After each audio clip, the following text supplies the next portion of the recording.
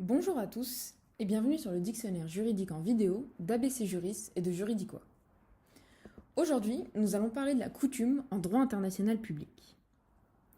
Juste avant, n'oubliez pas de vous abonner à la chaîne en cliquant sur le lien sous la vidéo et de nous laisser un pouce bleu et un commentaire, notamment si vous avez une idée de vidéo à nous suggérer.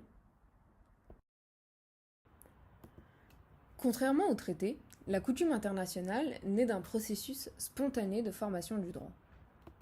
On dit que la coutume est un droit non écrit. Elle est définie par l'article 38, paragraphe 1 petit b du statut de la CIJ comme une pratique générale acceptée comme étant le droit. La coutume est caractérisée par deux éléments.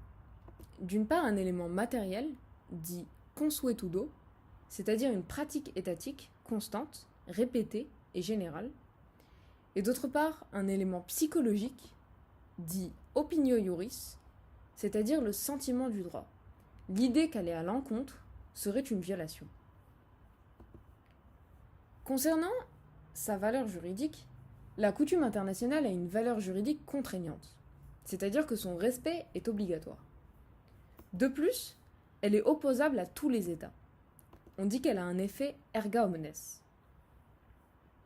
L'existence d'une coutume donnée est généralement constatée par la jurisprudence internationale, et parfois par la doctrine ou les États eux-mêmes. Aussi, les organisations internationales peuvent faire naître des coutumes ou du moins contribuer à leur formation. Par ailleurs, il arrive que la coutume soit ensuite codifiée dans un traité, ce qui lui confère alors une double existence, c'est-à-dire une existence coutumière et une existence conventionnelle. Par exemple, en droit de la mer, la notion de zone économique exclusive, ZEE, a été consacrée par des organisations régionales dès 1970. C'était notamment des organisations africaines qui voulaient accroître les droits des États sur leur espace maritime riverain. Or, à partir de ces résolutions, s'est développée en quelques années une pratique générale acceptée comme étant le droit, donc une coutume internationale, qui ensuite a été codifiée dans la Convention des Nations Unies sur le droit de la mer de 1982. C'était la coutume en droit international public. Voici nos coordonnées pour nous retrouver sur les réseaux sociaux.